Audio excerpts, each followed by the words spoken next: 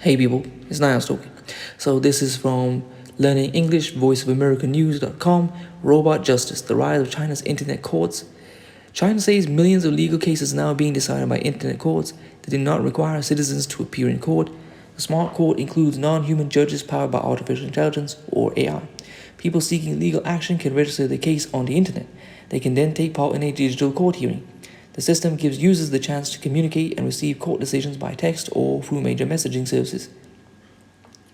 China's first internet court was established in the eastern city of Hangzhou in 2017. Hangzhou is the center for major Chinese technology companies. Last week, the country's Supreme People's Court released a report on the court's activities. Users completed more than 3.1 million legal activities through the court system from March to October of this year, China's official Xinhua news agency reported. More than 1 million citizens were registered with the system, along with about 73,000 lawyers, the report said. Judges officially recently invited reporters to the Hangzhou Internet Court to see how it operates. In one demonstration, the citizens used video messaging to communicate with virtual AI-powered judges, the French press agency AFP reported. Does the defendant have any objection to the nature of the judicial blockchain evidence submitted by the plaintiff? A virtual judge asked during a pretrial meeting.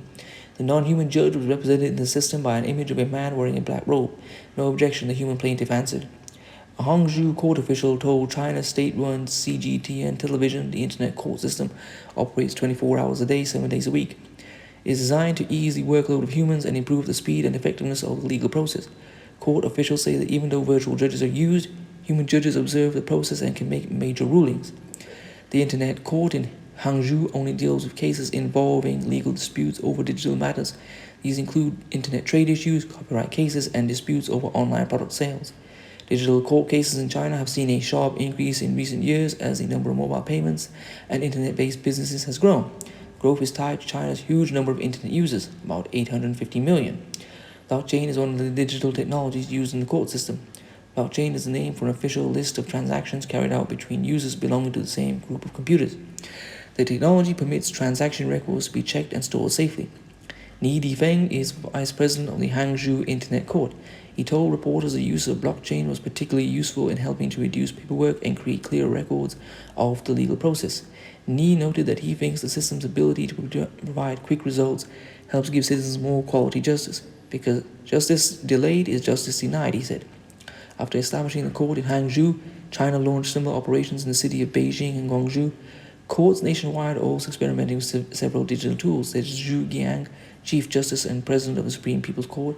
He told reporters last week that as of October, more than 90% of Chinese courts were using some form of online tools to help deal with cases. I'm Brian Lin. So, as most of my subscribers are Tiwani Black Americans, I want to answer this question from your perspective. Is this good or bad? It's not necessarily all bad. There may be good aspects. For those of you who remember the infamous Khalif Browder case, this could have potentially saved him from his ordeal. With this, because of the huge bureaucratic delays in the New York State justice system, he spent 3 years in Rikers waiting for trial. However, with this system in place, it's possible that he may not have even had to spend longer than a day in Rikers, or even gone to Rikers at all. It could have been done possibly from the street corner with smartphones. But that is looking at this very optimistically. We've documented on this channel, these AI facial recognitions and computer systems are often very racist because they're programmed by people who are not black and they're administered by people who aren't black.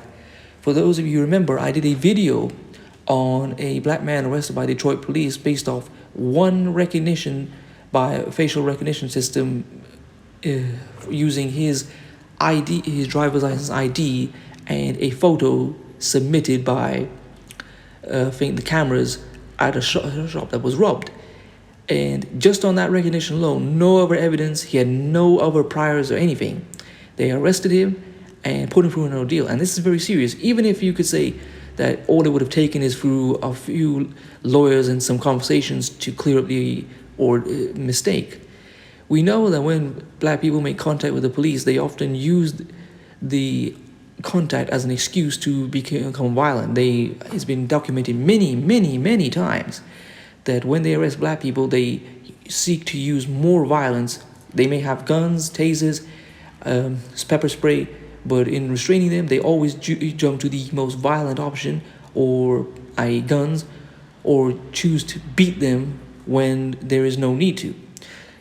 So overall, this is bad in my view for black people. It also is as an existential threat to black people in other ways. If judges eventually get replaced by AI, that means there's lost jobs for black people, and that means that there's also less job for lawyers. Why would you need a human lawyer? Why, instead of just renting a computer robot who can do all the job of a human lawyer and not be fallible, theoretically?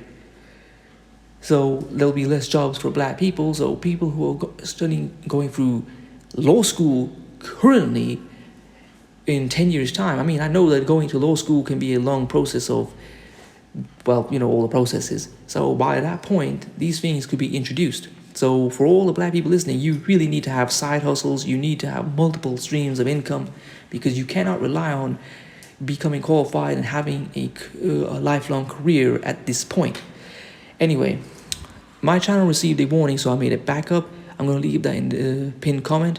If you like to support this channel, I'll leave my Instagram if you want to follow me there. If you want to support this channel, I'll leave my Cash App. If you want to buy one of my t-shirts, I'll leave that there as well in the description. Peace.